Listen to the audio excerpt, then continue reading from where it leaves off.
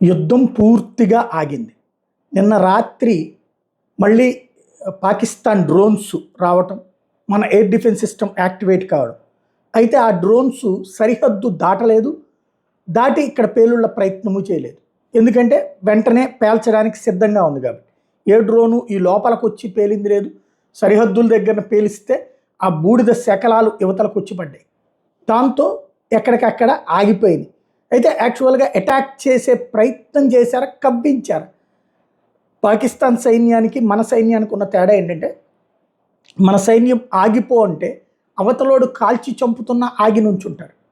అదే పాకిస్తాన్ సైన్యము ఆగండ్రా అంటే వాళ్ళని చంపేసినా సరే ఆగరు. వాళ్ళ దగ్గర ఉన్నటువంటి క్రమశిక్షణ రాహిత్యం. బికాజ్ ఇక్కడ ప్రభుత్వాన్ని మాట వింటారు.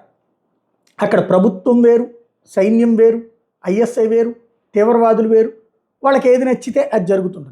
సైనిక చీఫ్ మాట మాత్రం వింటారు. ఆ సైనిక చీఫ్ సరైనటువంటి సందేశం ఇచ్చాడో లేదో తెలియదు. దాని కారణంగా రాత్రి ఒక కవ్వింపు జరిగింది. కాల్పులైతే కాల్చలేదు, కానీ డ్రోన్లు అయితే ఎగరేశారు. మనం ఇక్కడ బ్లాక్అవుట్ పెట్టుకున్నాం, ఆ కరెంట్ ఆపేసాం. దాని తర్వాత పరిస్థితి మనం వాళ్ళకి మెసేజ్ ఇచ్చాం, మీరు కాల్పులు విరమణ అన్నారు, మీరే ముందు అడిగారు, మళ్ళీ మీ వాళ్ళే డ్రోన్లు ఎగరేస్తున్నారు.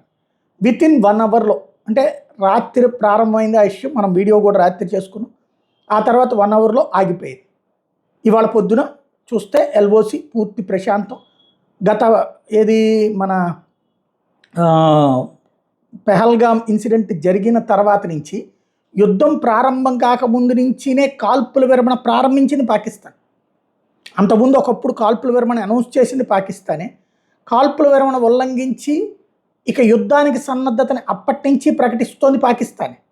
కాల్పుల విరమణ, ఇదే కాల్పులు మన మీద సరిహద్దుల మీద కాల్పులు జరుపుతారు. దాదాపుగా 15 రోజుల నుంచి కాల్పులు జరుపుతూనే ఉంది ప్రతిరోజు. దాంట్లో సాధారణ పౌరులు చనిపోయినటువంటిది తెలిసిందే. ఆ కాల్పులు ఇప్పుడు ఆగిపోయినాయి. ఇవాళ పూర్తి ప్రశాంతత సరిహద్దుల్లో ఉంది.